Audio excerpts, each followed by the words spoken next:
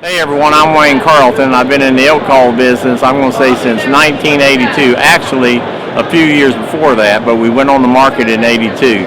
And during that time, it was all about diaphragm calls. And then early times, we introduced another call called the fighting cow call. And I mean, it's been a very effective call over the years. Well, after all this time, finally a light went off. I said, why don't I update our call line and try to update it not in a way just to sell more calls, but that they actually make calls that mean something to wildlife, and that's what we did. So this right here is the fighting cow call, and what's next to it is called the Long Ranger. And in the turkey market, you have a call that will actually shock turkeys into gobbling.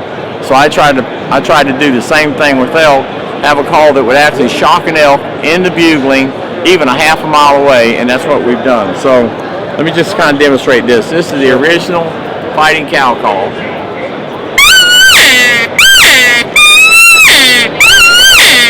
So that's got a pretty good sound, but if the wind's blowing or if he's half a mile away, it's still hard to get your point across. So this is a Long Ranger, and to show you the difference, the Long Ranger is a 3/4 inch body, and the fighting cow call is in a 1/2 inch body, so naturally it's going to give you more volume and more pitch. So let me just try it for you.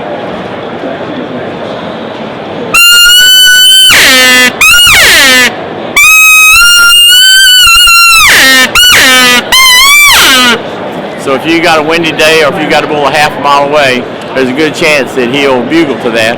Worked perfect, and I didn't really think about this when I started, but it works even greater when they're up close. And it must be because of the pitch, the intensity of the call. But when you get a herd of elk close to you, say 100 yards away, and you take out the Long Ranger and start playing it, it's almost like a shark feeding frenzy. It's absolutely great. So we took it another step.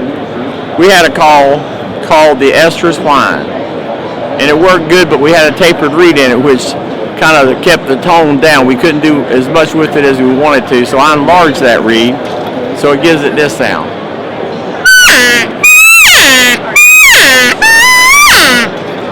So even taking it a step further, this is the same one without the barrel. This is called the mini bull Gator. Now listen to the tone.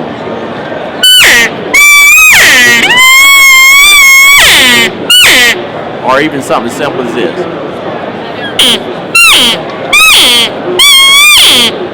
In other words, I learned a long time ago, when you go to try to call wildlife, you don't take one call. Just like when you go fishing, you don't take one plug.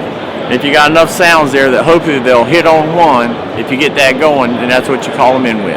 Yeah. Here's what's really important about calling wildlife. Yeah. If you want to be a great caller, get to where wildlife wants to be anyway. It takes very little calling to encourage them to come to your position.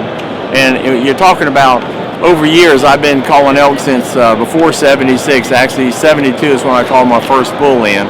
And what I've learned is, don't force the issue. Don't try to make elk come to where you are if they don't want to come.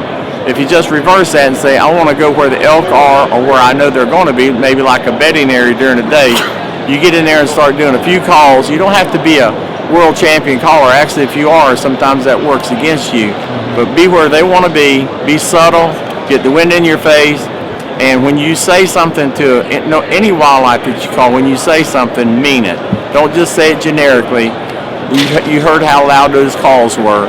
Well, when you're talking to wildlife, the more energy you put in that call, the more exasperation you put into that call, that's what does the trick, especially if you're where they want to be anyway.